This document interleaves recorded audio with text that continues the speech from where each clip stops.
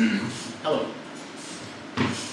So I've got enough time on this actually to record for the full 15, well almost the full 15 minutes of what YouTube would grant me without verifying my account, which I have enough accounts now where they're like, you can only verify 2 with a phone number per year.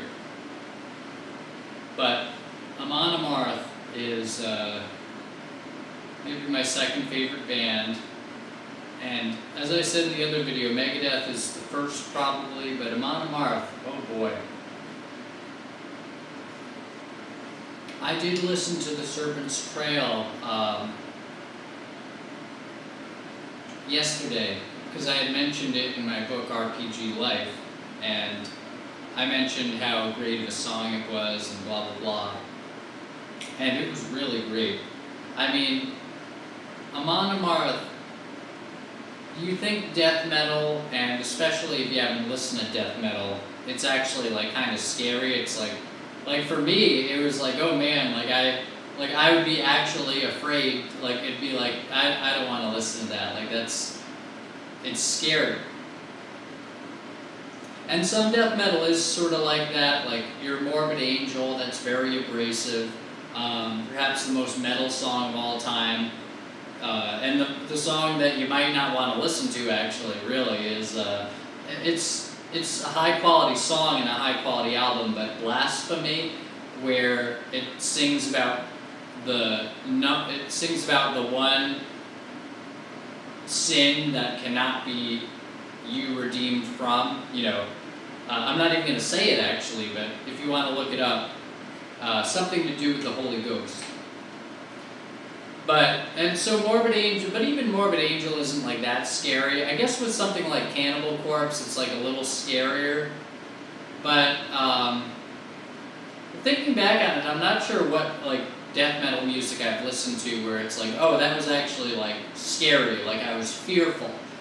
Like sometimes it's very abrasive, like the Morbid Angel album, Altars of Madness, it's very abrasive. But after a while you get into it, if you listen to it. Albums by the band Death, they start out very abrasive, but then by the end of it, some people just call Death a progressive metal band, not even a death metal band, and they supposedly made the first death metal album, if you're not thinking Seven Churches by Possessed, which I haven't listened to, but I've heard of, with Scream Bloody Gore. And Death is a fantastic band. But with Amon Amarth, it's really not about fear. It's not a scary band. What it is, actually, is a fun band. Well, it's a fun band, but it's also invigorating.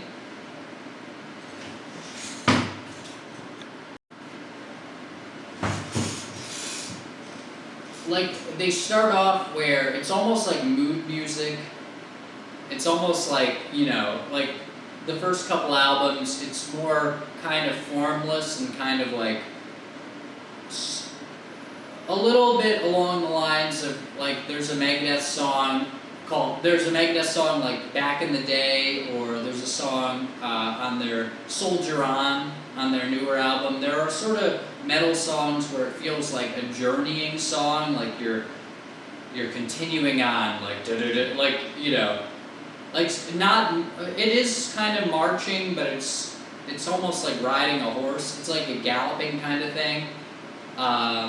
Maybe it has something to do with like a galloping drum beat or something, I'm not sure. But Amon Amarth, they do that with their first couple albums, and then once you start getting into like the Crusher, and then certainly with like Versus the World and stuff after that, they start to form into something else, where I heard someone describe it as like angular maybe, or maybe I've heard it or read it described as such, and they become angular, they become very concentrated, and with Versus the World at least, I think that album is kind of like singular in their catalog. It's sort of like concentrated capsules of melodic death metal.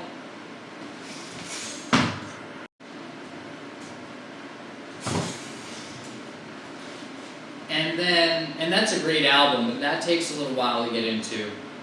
And then after that, they sort of get into pretty much the Amon Amarth we know today, where Johan's delivery becomes a lot easier to register. He's one of the most understandable guys in melodic death metal or any death metal.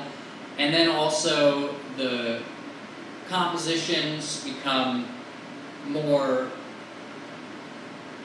reined in, not reined in to the point that they're boring, but more, or like boring or dull or something, or generic, but more reined in to the point where they're like, it feels like somebody sat down and said, this is what the song is going to be, and like, you know, here are all the parts and they fit together as a machine. Like Metallica. I would describe Metallica throughout their career, and perhaps more as they go along, as like sort of a machine that starts up and like, it's a machine and it's an engine and it does its whirring and and then like you're not in so much of an inhuman sense maybe as like just kind of like, oh wow, like they're really all working together as a machine. And like Amon Amarth, the songs sort of sound like compositions like a machine. Kinda.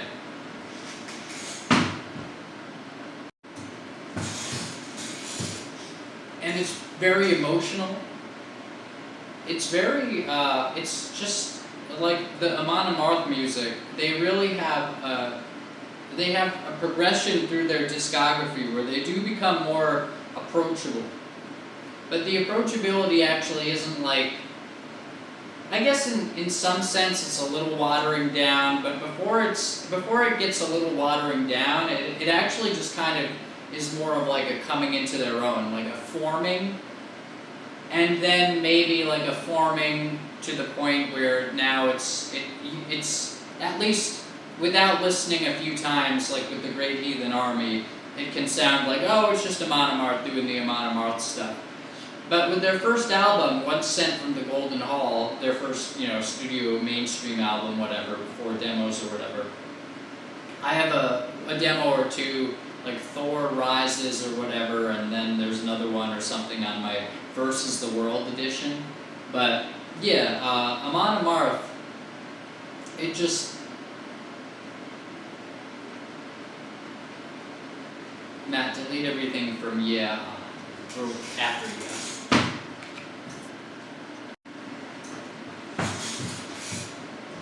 But beyond that, they become very emotional, and like albums like Fate of Norns, particularly actually, they're just really emotional songs. Like I think that album has the song Arson on it, where they're like, the lead singer Johan Hag is singing about like a group of people like burning a house down, and like people dying inside, and like it's sort of like a rudimentary, like it's kind of a mundane, I mean it's not mundane, but it kind of like, it's sort of an earthy kind of thing. It's not like, oh, like it's a big event, like it's a big event to commemorate. It's sort of like, oh, that sounds kind of horrible, you don't even really think about something like that, but it's like, oh, like, but like they really get into the texture of like, oh, this is like a horrific fucking event.